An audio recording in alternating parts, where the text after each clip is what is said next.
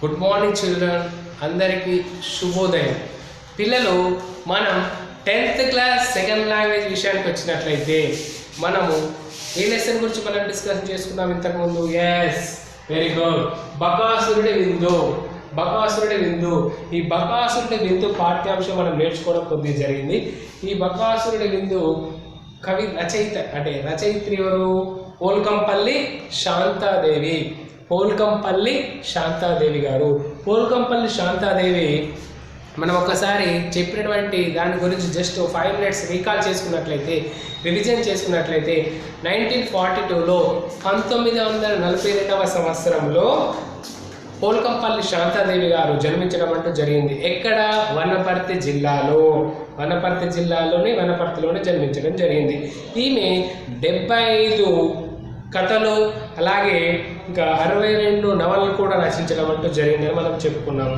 అయితే పిల్లలు, మరి తెలుగు విశ్వవిద్యాలయం నుండి ఉత్తమ రచయిత్రి పురస్కారం, అలాగే అభినందన అనేటువంటి ఒక సంస్థ నుండి మాదిరెడ్డి సులోచన స్మారక పురస్కారం అనేటువంటి అవార్డులు కూడా ఈమె గెలిచి గౌరవించుకోవడం అంటూ పొందింది.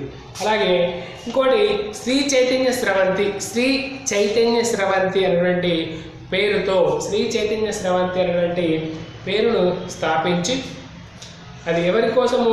మహిళల కోసము, మహిళల యొక్క అభ్యుదయం కోసము, వాళ్ళ యొక్క డెవలప్మెంట్ కోసము ఆ సంస్థను స్థాపించి అనేక కార్యక్రమాలు కూడా చేపట్టడం అంటూ జరిగింది. ఎవరు? పోల్కంపల్లి శాంతాదేవి గారు. అయితే మనము బకాసురుడి విందు అనేటువంటి పాఠ్యాంశము ఈ పాఠ్యాంశానికి తగినదా లేదా అని మనం ఇప్పుడు ఈ పాఠ్యాంశం ఎండింగ్లోనే మనం నేర్చుకోవటం అంటూ జరుగుతుంది.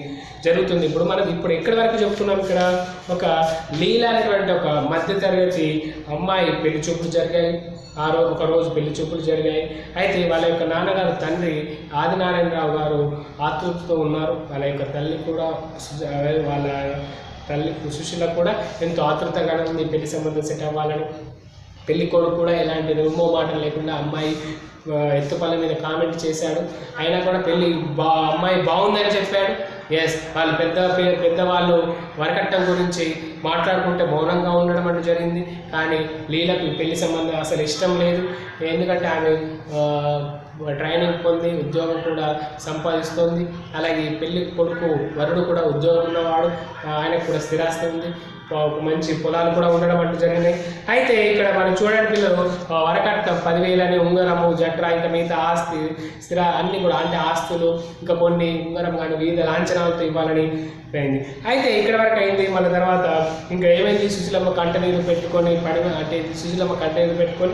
అయితే ఒకవేళ పెళ్లి చేసుకో అమ్మ, నీకు బాగుంటుంది అంటే మళ్ళీ పెళ్లి చేయాలని నువ్వు బలవంతం చూస్తే బలవంతం చేస్తే చేస్తానని చెప్పింది. అక్కడ వరకు మనం నేర్చుకున్నాం పిల్లలు. అయితే ఇక్కడ మనం కథ కంటిన్యూషన్ విషయానికి వచ్చినట్లయితే స్టోరీ, నారాయణరావు పల్లె నుండి అప్పుడే తిరిగి వచ్చాడు. ఆయన ముఖం వాడిపోయి అలసట చూస్తుంది. అయినా పని సాధించినందుకు ఉత్సాహం ఆయన దాచుకోలేకపోతున్నాడు. ఆయన పల్లె నుండి అప్పుడే వచ్చాడు. అయితే ఆయన ముఖం వాడిపోయింది, అలసట అయిండు, బాగా టైర్డ్ అయిపోయాడు. కానీ ఆయన పని సాధించినందుకు ఉత్సాహం ఆయన దాచుకోలేకపోతున్నాడు. ఉత్సాహం అనేది ఎలా అంటే, ఒకేసారి వారం రోజులు వెళ్ళారేంటి? వాళ్ళ భార్య అంటుంది, ఒకే రోజు వారం రోజులు వెళ్ళారే, రేపు వస్తారను, తర్వాత వస్తారా, మేము ఎదురు చూసాము, ఎందుకు ఇంత లేట్ అయింది అని అంటుంటే, పోయిన పని కానిదే నేను ఎలా వస్తాను? డబ్బు చేతిలో వేసుకునే వచ్చాను.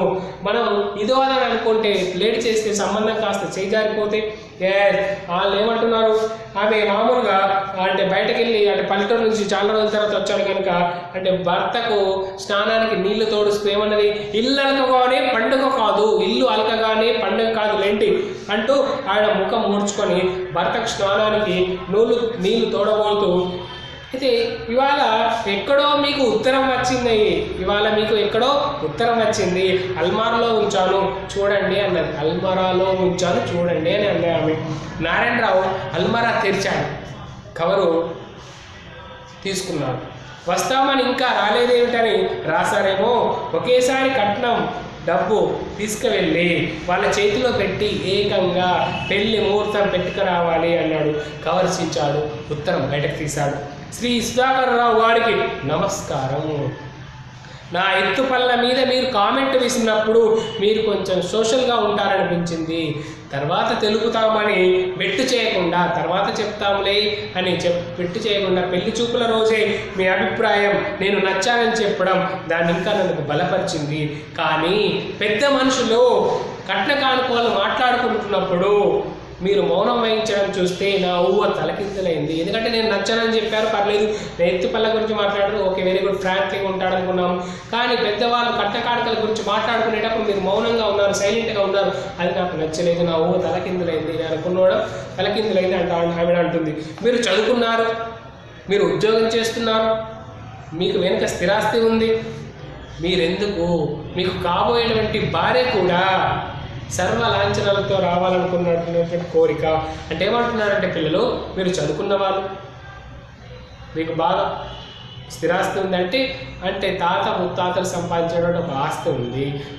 ఎట్లయితే పల్లెల్లో ఉన్నటువంటి పొలాలు కానివ్వండి, సిటీలో ఉన్నటువంటి ఒక ఇల్లు కానివ్వండి, అలా అనుకోవచ్చు. మీకు ఉద్యోగం ఉంది, అయితే సరే పర్వాలేదు, ఇదంతా బాగానే ఉంది. మరి మీకు కాబోయేటువంటి భార్య అలాగే కట్నంతో రావాలని, సర్వలాంఛనాలతో, అంటే ప్రతి ఇచ్చేటువంటి కట్న కానుకలు కానీ ఇవన్నీ కూడా రావాలనే ఒక కోరిక మీకు ఎందుకు అని అంటుంది. మరి ఇంకా ఏమంటుందంటే ఇక్కడ చూసుకున్నట్లయితే, మా స్థితిగతులు ఏంటో మీకు తెలుసా, మీకు తెలియకపోతే నేను చెప్తాను అని అంటుంది. ఏంటి, మా నాన్నగారు మధ్య తరగతి గృహస్థు, మధ్య తరగతి అంటే మిడిల్ క్లాస్. మా తర్వాత ఆడపిల్లలు ఉన్నారు, పెళ్ళిళ్ళకు చదువుకు మగపిల్లలు ఉన్నారు.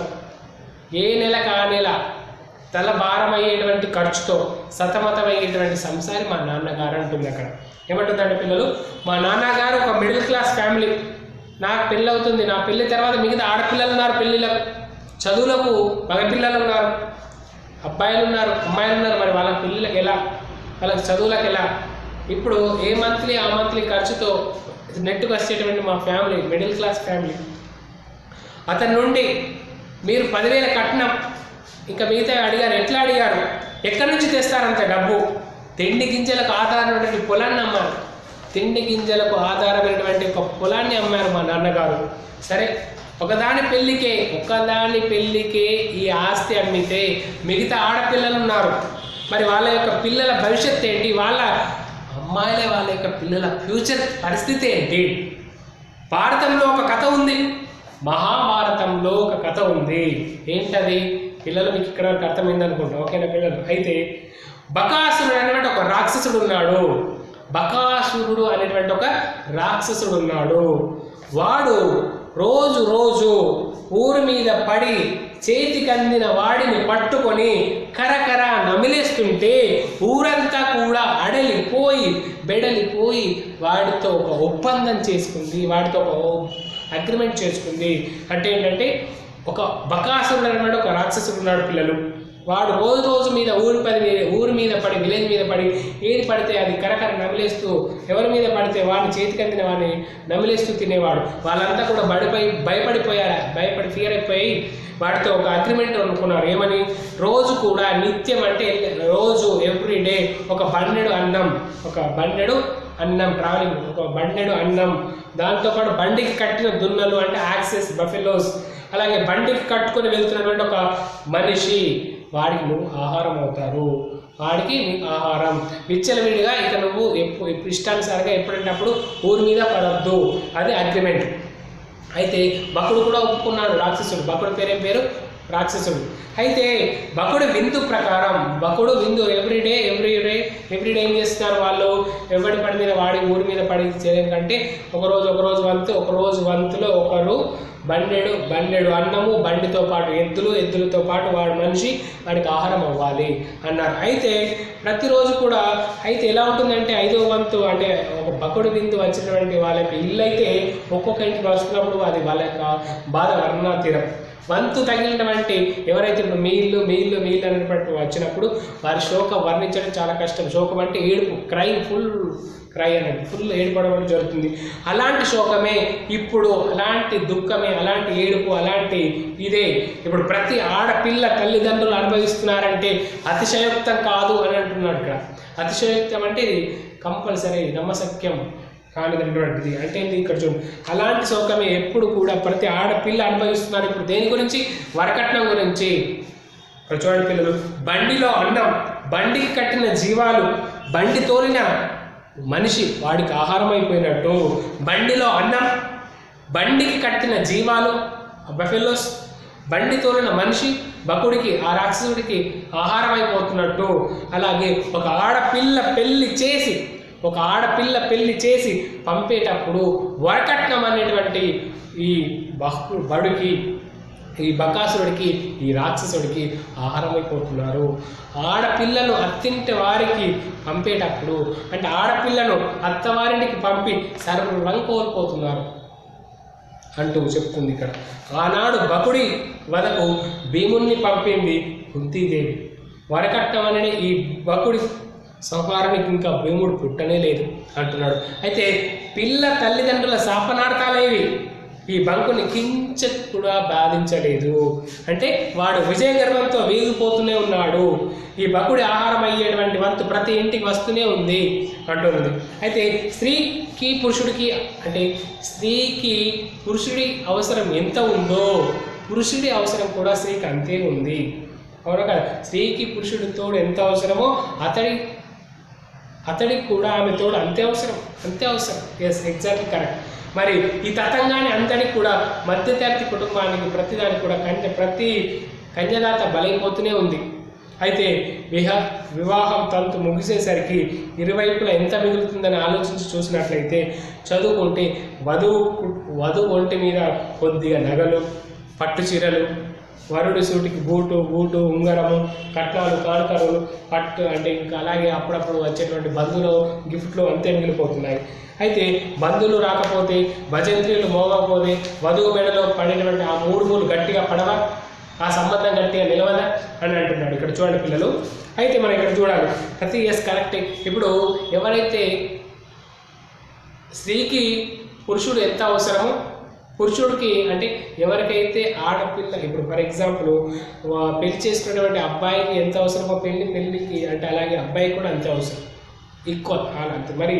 మరి ప్రతి తరగతి మధ్య తరగతికి ఒక అమ్మాయి ఎందుకు బలవ్వాలి, కన్యదాత అమ్మాయి ఎందుకు బలవ్వాలి? ఇక్కడ చూడండి, వివాహం పెళ్ళయింది కరెక్ట్, పెళ్ళయి మొత్తం కూడా పెళ్ళైన తర్వాత మీకు బాగా అబ్జర్వ్ చేసి చూసినట్లయితే ఇంకేం మిగులుతుంది పిల్లలు ఏంటి? ఎస్, అంటే ఎంత మిగులుతుంది అంటే మొత్తం కూడా పెద్ద ఫంక్షన్లో చేస్తారు, పెళ్ళి ఆడంబరంగా ఎంతో ఆర్భాటంగా ఎంతో గ్రాండ్గా చేస్తారు, ఖర్చు బాగా అయిపోతుంది. మిగిలిన తర్వాత చూస్తే లెక్కలు కట్టితే మిగిలితే ఏమవుతుంది? అమ్మాయి మెడలో గోల్డ్, కొద్దిగా పట్టు చీరలు, వరుడు వేసుకున్నటువంటి బూట్లు, సూట్లు, చిన్న గడియారాలు, కట్నాలు, కానుకలు, ఇంకోటి ఎవరైనా ఫ్రెండ్స్ రిలేషన్స్ ఇచ్చేటువంటి గిఫ్ట్లు అంతా ఉంటాయి. బంధువులు రాకపోతే, భజంత్రీలు మోగకపోతే ఆ 3 మూలు గట్టిగా పడవా అని ఆమె అంటుంది. ఎందుకంటే ఇంత ఆర్భాటంగా ఇంత ఖర్చు ఎందుకు, ఇంత రకరకాల వంటలు, రకరకాల స్వీట్లు, రకరకాల ఫుడ్ ఎందుకు చాలామంది రారు, ఎందుకు అనవసరంగా పడిపోతున్నాయి అని చెప్పడం అంటూ మనం కొద్దిగా ఆలోచించాల్సినటువంటి విషయమే పిల్లలు. అయితే ఈ ఆచారాలు ఒకనాడు ఏదో ఒక ఉద్దేశంతో, ఒక ప్రయోజనం కోసమే ఏర్పడి ఉండవచ్చు, కరెక్టే. ఈ ఆచారాలు, ఈ సంప్రదాయాలు ఒకనాడు ఏదో ఒక ఉద్దేశంతో, ప్రయోజనం కోసమే ఏర్పడి ఉండవచ్చు, ఇది నిజమే. కానీ ఈనాడు మనది పేద దేశం. ప్రతి పైసా కూడా అమూల్యంగా వాడుకోవాల్సినటువంటి ఈరోజు అర్థం లేని ఆచారం వల్ల ఎంతో డబ్బు కూడా వ్యర్థమైపోతుంది. ఈ ప్రస్తుత పరిస్థితుల్లో ఇది అర్థం లేని ప్రమాదకరమైనటువంటి ఆచారం. ఎస్, ఇక్కడ చూడండి, ఈ ఆచారాలు ఏదో ఒకనాడు మంచి కోసమే, పెద్దవాళ్ళు మంచి కల్చర్ కోసమే పెట్టారు, కరెక్టే. ఎందుకంటే ఆడపిల్ల కూడా మంచిగానే వెళ్ళాలి, వాళ్ళ తల్లిదండ్రులు ఎంత హ్యాపీగా ఇవ్వాలి, ఇష్టపడి ఇవ్వాలి, ప్రేమతో ఇవ్వాలి, గిఫ్ట్గా ఇవ్వాలి, అలాగన్నాడు. కానీ మంచితోనే ఇచ్చారు, కరెక్టే. అక్కడ మంచిగా మెటీరియల్ మంచిగా ఉండాలని, వాళ్ళ గౌరవంతో ఉండాలని. కానీ ఈనాడు మనది పేద దేశం. ప్రతి పైసా ఎంతో ప్రేమగా చూసుకోవాలి, అమూల్యంగా చూసుకోవాలి, ప్రతి బాధ్యతగా వాడుకోవాలి. ఈ ఆచారాల వల్ల ఎంతో డబ్బు వ్యర్థమైపోతుంది. ప్రస్తుత పరిస్థితుల్లో ఇది అర్థం లేనటువంటి వేస్ట్ అయినటువంటి ఒక ఆచారం. అయితే నిజంగా నేను మీకు నచ్చితే, నా భావాలను మీకు మెచ్చితే, కట్నం లేకుండా 2 పూలదండలతో రండి. నేను నచ్చితే, మీకు నచ్చితే, మీ భావాలను మెచ్చితే కట్నం లేకుండా 2 పూలదండలతో నన్ను పెళ్లి చేసుకోండి, ఉంటాను ఇక లీలా అని ఉత్తరంలో ఉంది. ఇది ఉత్తరం. ఇది ఇక్కడ వరకు మనం నేర్చుకున్నాం పిల్లలు. ఎస్, అయితే మనము ఇది బకాసురుడు విందు అనేటువంటి పాఠ్యాంశం విషయానికి వచ్చినట్లయితే మనము ఈ బకాసురుడు విందు పాఠ్యాంశము ఇక్కడ వరకు మనం నేర్చుకున్నాము. నెక్స్ట్ అసలు ఏం జరిగింది, వాళ్ళ యొక్క తండ్రి నారాయణరావు గారు ఈ లీల రాసినటువంటి ఉత్తరాన్ని చూసి ఏం జరిగింది, ఏం జరగబోతుంది అనేటువంటిది మనం తర్వాత క్లాస్లో మనం నేర్చుకున్నాము. డీటెయిల్గా మనం పర్ఫెక్ట్గా మనం నేర్చుకున్నాము. ఇప్పుడు మీకు అర్థమైంది అనుకుంటాను బకాసురుడు విందు పాఠ్యాంశం అంతా కూడా విందు ఆ పాఠ్యాంశం టైటిల్ ఎందుకు పెట్టారు అనేది. ఓకేనా, దాని గురించి కూడా మళ్ళీ డిస్కషన్ చేసుకుందాం తర్వాత క్లాస్లో. థ్యాంక్ యూ, ధన్యవాదాలు.